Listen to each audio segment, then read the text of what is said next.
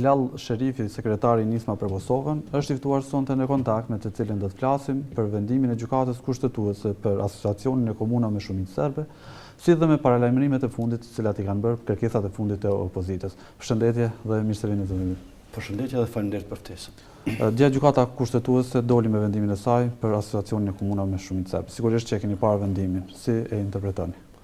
Po, dje gjykata kushtetuese përfundimisht nxorri akt gjykimin, për cilin ne realisht si opozit për pothuajse gati 4 muaj rresht kemi paralajmëruar, kemi sqaruar, kemi bërë rezistencën e paparë deri më tani në historinë e partive parlamentare, në historinë e opozitarizmit të Kosovës, dhe dje ndjehemi të konfirmuar, jo vetëm ne, po ndjehen të konfirmuar të gjithë ata të cilët në vazhdimsi kanë thënë se kjo marrëveshje përbën shkelje të rëndë kushtetutës, se kjo marrëveshje nuk është në përputhje me kushtetutën, se marrëveshje parimeve në fakt krijon edhe një entitet të ri brenda Kosovës politik, territorial dhe juridik. Dhe tani ndjehemi të konfirmuar edhe përmes vendimit të gjykatës kushtetuese. A keni besu kësaj gjykate, pasi që keni deklaruar disa herë që gjykata kushtetuese është e politizuar dhe nuk shpresojmë që do të sjellë një vendim. Jemi korrekt. Gjykata kushtetuese gjatë historisë saj ka pas uljet dhe ngritjet e saja.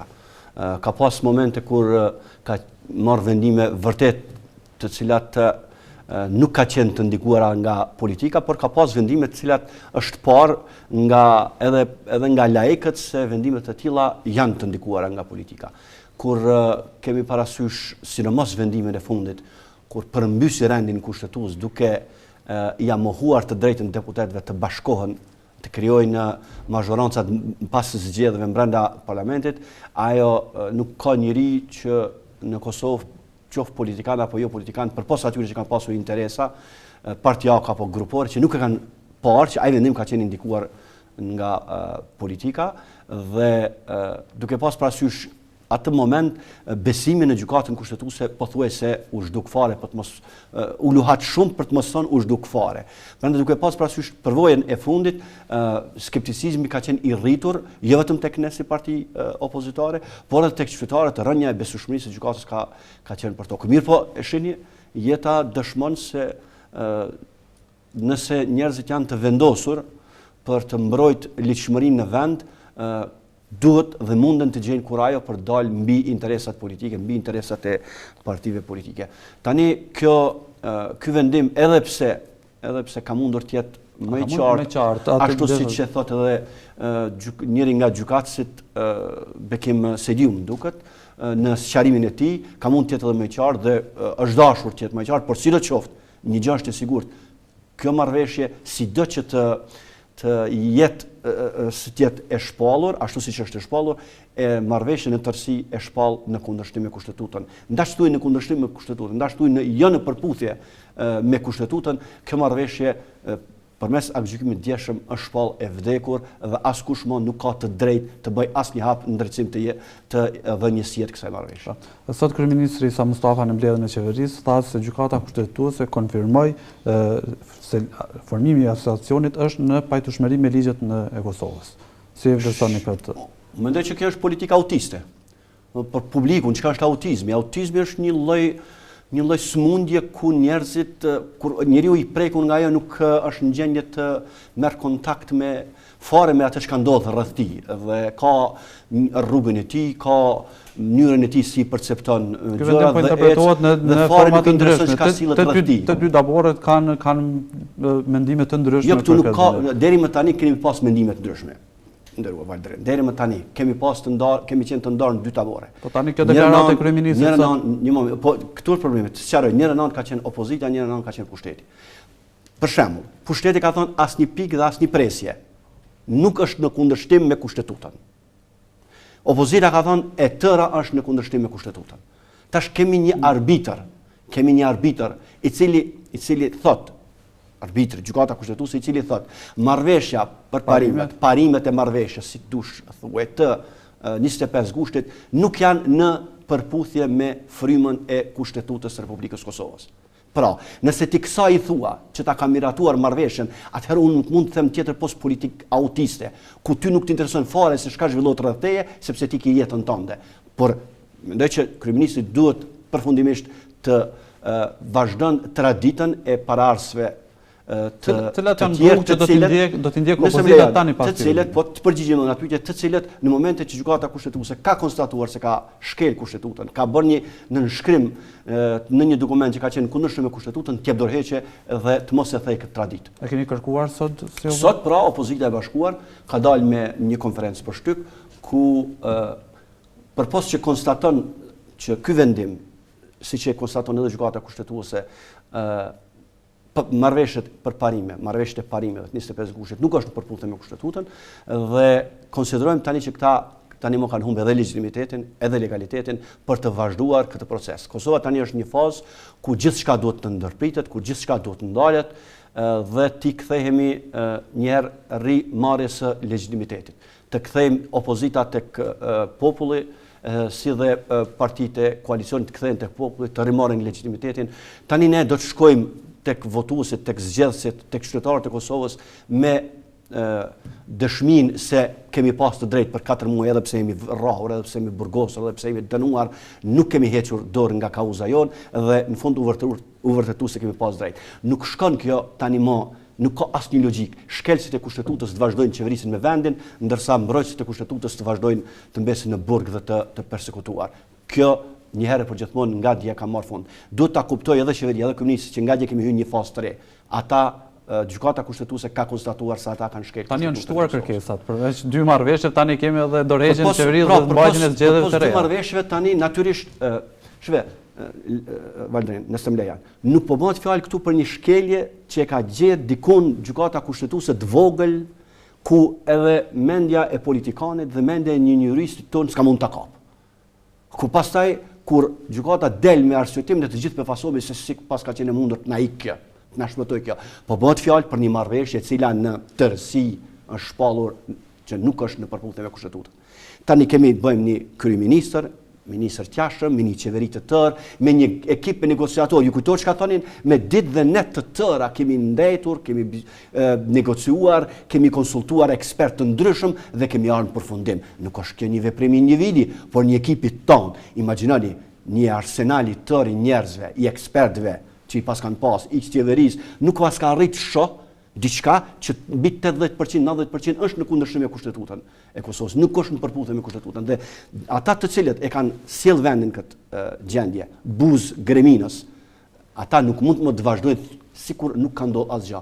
Ata duhet pranojnë përgjegjësinë e tyre politike dhe t'i hapin rrugë qeverisë teknike pas qeverisë teknike. Si do të veproni tani në rast që qeveria nuk dorëhiqet, edhe ashtu siç po shihet realisht nuk do të dorëhiqet.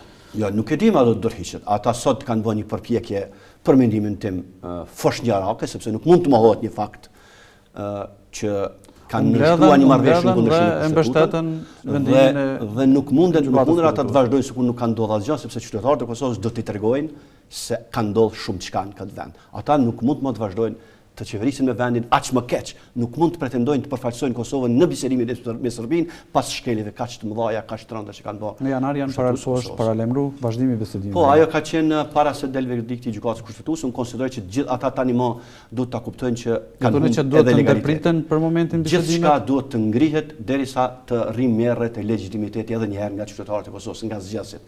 Ata duhet dalin tu sqarojnë se ku nuk e pas kanë shkel kushtetutën, ne do të dalim tu sqarojmë qytetarët e Kosovës se si që nga shkel kushtetuta përmes nënshkrimit kësaj marrëveshje. Kemi të bëjmë me një qeveri të paaftë, të papërgjeshme dhe të paguximshme për të mbrojtur interesat e vendit. Këto 2 marrëveshje e asociacionit që dëshmoi gjykata kushtetuese dhe për demarkacionin, të cilën ju edhe në studiot e juaja ka pas shumë ekspertë që kanë dëshmuar se këtu kemi të bëjmë me shkelje të rënda, me humbje të mira hektarëve të teritorit Kosovës dhe kjo më nuk mund të ecë në Si është një idenë për formimin e një komisioni ku duhet përfshihen edhe ndërkombëtarët për demarkacionin në Malin e Zi? Pari duhet konstatojmë që kjo sikur që u konstatoi për gjykata kushtetuese që konstatoi për Zajnisën, që është në kundërshtim me kushtetutën, nuk është përputhje me kushtetutën. Kush do ta nxjerrë vendim? Spari duhet ky komision ekzistues të jep dorëheqje, të shkarkohet nga qeveria, le të zgjedhin ata rrugën se do ta bëjnë. Është problemi i tyre.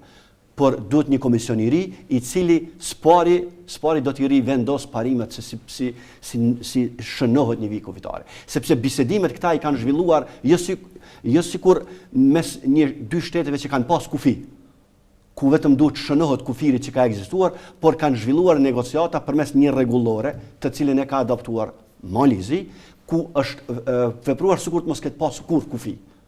Prandaj parimi duhet ndryshoj. Parimi është i gabuar. Kur ndryshoj parimi, që po e marr një shembull. Për shembull në Maqedoni, shqiptarët dhe maqedonë kur nuk kanë jetuar të ndarë dhe nuk dim se ku e kanë kufirin njëra dhe ku e kanë tjetra. Dhe politikanët mund të merren vesh për një parim. Cili do të jetë parimi? Parimi tazom kanë vendosur maqedonët dhe shqiptarët. Ndahet merret parimi i komunave. Në cilat komuna jetojnë shqiptarët do të jenë shqiptarë, në cilat komuna jetojnë maqedonë do të jetë maqedonë. Shembull. Mirë, po nuk mund ky parim i katastrave komunale të vendosët se ku do të jetë kufiri mes dy vendeve të cilat për 60, 70, 80 vite kanë pas një kufi. E tëra që është dashur të bëhet, ka qenë të shënohet pikat kufitare aty ku kanë ekzistuar për dekada. Pra ju jeni dakord të formohet një komision i ri, mirë po duhet të shkarkohet ky s'mund komision mbi komision, duhet një herë të konstatohet gjendja që spaku puna e këtij komisioni të ngrihet, ky komision të ecë, puna e këtij komisioni të vlerësohen parimet mbi të cilat është punuar dhe është ka ardhur në përfundim ky lloj i vijës kufitare të cilën tani e kemi dhe pastaj duke i ndryshuar parimet mbi të cilat është caktuar kufiri, jam shumë i sigurt se do dalim aty ku gjithë ekspertët do thonë. Unë nuk jam ekspert, unë vetëm po interpretoj atë që kanë thënë ekspertët deri më tani. Me 9 janar keni paralajmëruar një protestë në gjithë popullore në kryeqytet. A do të mbahet kjo protestë edhe çka mbahet? Nëse qeveria nuk çka do të kërkohet? Nëse qeveria deri më 9 janar nuk hap rrugë ta them ashtu, një procesi të daljes nga kjo krizë politike përmes dorëheqjes së saj dhe përmes shkurës të një qeverie teknike të mundshme, e cila do të jetë përgjegjëse vetëm për përgatitjen e zgjedhjeve, jo vetëm që do të mbahen protestat, por do të ketë protesta edhe më 10 edhe më 11, ndoshta do të ketë protesta të pandërprera, sepse nuk mund ta lejojmë një qeveri e cila ka bërë shkelje të tilla të vazhdojë sikur s'ka ndodhur asgjë. Nëse ata kanë zgjedhur të bëjnë politikë autiste, populli nuk do të pranojë të bëjë politikë autiste. A mund të përhapet dhunë nga këto protesta? Kjo dhunë, ju e dini që dhunën asnjëherë nuk është interesuar ta shaktoj protestuesit duar thatë. Nëse do të ketë që në rast që nuk do rriqet qeveria, po mirë, nuk nënkupton këtë dhunë, ta rrëzojmë me dhunë qeverinë. Ne nënkuptojmë me protesta të vazhdueshme, të pandërprera. Derisa kjo qeveri të kuptojë që kemi një situatë të re dhe nuk mund më të ikë realiteti. Nëse para vendimit gjykatës kushtetuese ata kanë pas një të vërtetë, ne kemi pas një të vërtetë. Tani kemi një të vërtetë për të gjithë. Marrëveshja është në kundërshtim me kushtetutën. Marrëveshja nuk është në përputhje me kushtetutën. Si të duash quaje Ali Hoxha Ali thotë populli është e njëjta gjë. Ata duhet të shkojnë të hapin rrugë zgjedhjeve të reja. Viti i ardhshëm 2016 do të jetë më i mirë në politikë se sa ky që e lan pas. Unë konsideroj që është një moment i ri për reflektim të gjithë atyre që merren dhe atyre që nuk merren me politikë. Sepse edhe ata që nuk merren duhet ta dinë që mos marrjen me politikë nuk do të thonë që i liron ata nga pasojat. Edhe ata i vuajnë pasojat e politikës. Prandaj unë inkurajoj sa më shumë njerëz që të jenë sa më aktiv, sepse aktivizmi qytetar në çdo vend të botës e ka bërë qeverinë, i ka bërë qeveritë më të përgjithshme. Nëse ka një apatizëm, nëse ka një indiferencë ndaj asaj se çka ndërmarrin qeveritarët, se çfarë vendime ata sjellin, gjithmonë do të jenë më të këqija dhe më të këqija. Sa më aktiv qytetari, aq më të përgjithshëm gjithmonë janë politikanët, janë qeveritarët. Zotëri Sherifi, ne të falenderoj që ishin në studio. Faleminderit ju për ftesën. E juve të nderuar shikues, ju ftoj të qëndroni ende me emisionin Kontakt. Rikthehemi pas një bloku të marketingut.